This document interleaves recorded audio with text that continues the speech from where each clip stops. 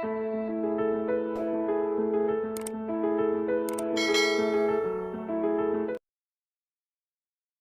is about 2 o'clock on Sunday afternoon. Mr. and Mrs. Hill have had lunch.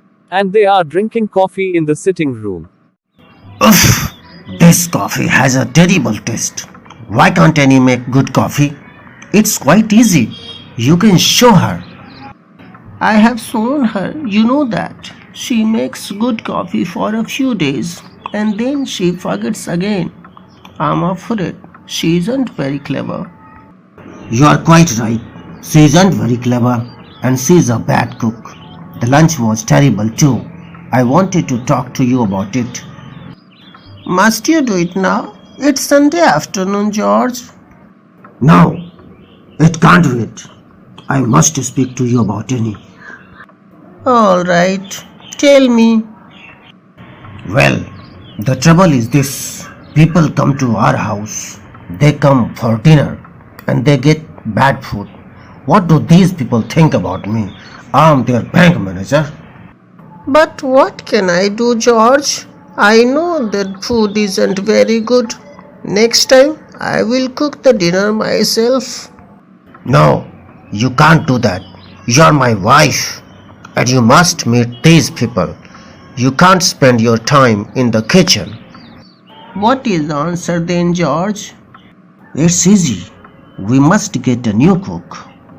But Annie has been with us for a long time, George. Nearly 20 years. We can't do this to her. She isn't a young woman now. How will she find a new job? I don't know. She must go. Things are different now. I'm the manager of a big bank. We must have a good cook. You are different now, George. You have changed. You don't care about people. I care about the bank and I care about our customers. So Annie must go. Explain the matter to her. She'll understand and give her 3 months. She can find a new job in that time. It won't be easy. Will you tell her today? Can't I do it tomorrow? No, you'll forget it. Do it today. All right, George. I'll speak to her today. Poor woman. I feel rather tired. I think I'll have a little sleep. You stay here. I have something to do. I won't disturb you. Mrs. Hill goes out of the room. Mr. Hill puts his feet on the chair and closes his eyes. He is soon asleep. Mr. Hill is still asleep. There is a knock at the door. Mr. Hill hears the knock and wakes up. Who is there? Come in. 2 men comes into the room. The first is Briggs, the assistant manager of the bank. The second is Winter, the cashier. Good afternoon, sir. We are not disturbing you, are we? Why? It's Briggs and Winter. In fact, I was having a little sleep. What is it? Is it something important? It is rather important, sir. I hope it isn't trouble. The bank isn't on fire, is it? Ha ha ha! No, sir. The bank isn't on fire, but we had to see you. We want to talk to you. Today? It's Sunday. Can't it wait? You can tell me tomorrow. Come and see me in my office. It can't wait, sir. We must talk to you today. I don't understand. Well, sit down, both of you. The 2 men sit down. Now, what's the matter? It's not easy to begin, sir. Shall I tell him, Briggs? One of us must do it. No, I will do it. I am the assistant manager. Well, sir, we think you ought to resign. Resign? Leave the bank? What are you talking about? Is this a joke, Briggs? No, it isn't a joke. Now, 1 minute, please. It's Sunday afternoon. You come to my house and disturb me, and then you tell me that I ought to resign? We are very sorry, sir. We know it's Sunday, but we had to tell you. But you can't do this. I am the bank manager. You are only the assistant manager, Briggs, and Winter is only the cashier. You can't speak to me like this. We are doing it for the bank, sir. It will be a good thing for the bank, sir. Believe me. I have had enough. Go home, both of you. Take a holiday tomorrow. You both need a rest. We are all right, sir. We don't need a holiday. But we must have your answer today, sir. Will you resign? It's like a bad dream. Why must I resign? What have I done? Tell me that. You don't manage the bank well, sir. Of course I manage the bank well. Thousands of people use our bank. Business is very good. Oh, we know that, sir. But we do all the work. They use our bank because we work hard. And you are not nice to the people in the bank. You are nice to the customers. But not to us. No one likes you. Oh, I know. They don't like me. They have to work hard. And they don't like that. But you don't work hard, sir. Of course I do. Oh no, sir. For example, you come too late in the morning. And you often leave early. And you take 2 or 3 hours for lunch. We spend all day in the bank. But you are never there. But I am the manager. That's part of my job. I have to look after important people. I have to have lunch with them. It's good for business. It's pleasure, sir. You are very fond of good food. I won't listen to this. But you must. I shall write to the head office about you. Then you have to resign. We have already written about you, sir. Yes, sir. We explained the matter and they agree with us. What? You have written to the head office? Behind my back? We had to do it, sir. We were only thinking about the bank. And they agree you must resign. But they can't do this to me. I've spent 30 years in the bank. Think of the bank, sir. It will be a happier place without you. But what am I going to do? I am not a young man. How can I find a new job? Oh, you will find something, sir. A job in an office. And you can have time, sir. 2 or 3 months. You'll be able to find a new job. I am not sure. But you promised to resign, don't you, sir? Well, I must. The head office agrees with you. Thank you, sir. We are sorry about this, sir.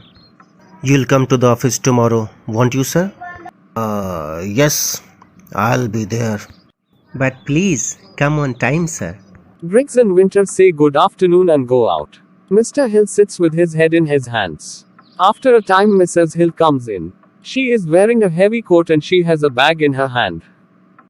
Oh, it's you, dear. Briggs and Winter were here. They left a short time ago. Yes, I saw them when they were going out. They came to tell me something. It isn't very pleasant. I have to resign from the bank. Yes, I know. Do you know already? Yes, they told me. They couldn't wait. Did they tell you the reason too? Yes. The people in the bank don't like you. I'm not very surprised. I've spent all my life in the bank and now I have lost my job. Oh, are you going out? And you've got a bag. Where are you going? I need a holiday, George. I am going to spend a few days with my sister. At this time? But I need your help now. I can't help you. And I must have a holiday. I can't wait. But we can have a holiday later. We'll go together. Where will you get the money for a holiday, George? You've lost your job. It won't be easy to find a new one. You're not a young man. But I have got 3 months. I'll find something. I hope you're right. You are leaving me because I'm in trouble? When are you coming back? I have no idea. I'll write you and let you know. But who is going to look after me? There is Annie. Speak to her nicely and perhaps she will stay. Well, goodbye, George. Write to me when you have a job. Mrs. Hill goes out of the room. This is a terrible afternoon. I have lost my job and my wife has gone too. There is a knock at the door, and Annie comes in. What is it, Annie? Do you want to leave too? Leave, sir? I came about the tea, sir. It's almost 4 o'clock. Shall I bring tea, sir? So, you don't want to leave? Are you sure? No, of course not, sir. I'm very happy here. I have lost my job. Did you know that? Yes, sir. Mrs. Hill told me. And my wife has gone for a long holiday. I know, sir, but she'll come back. I'll look after you while she isn't here. I won't have much money. Perhaps I won't be able to pay you. It doesn't matter, sir. I have saved some money, so I don't need any now. But I want to stay here, sir. It's my home. Thank you, Annie. Shall I bring tea now, sir? Later, please, in about half an hour.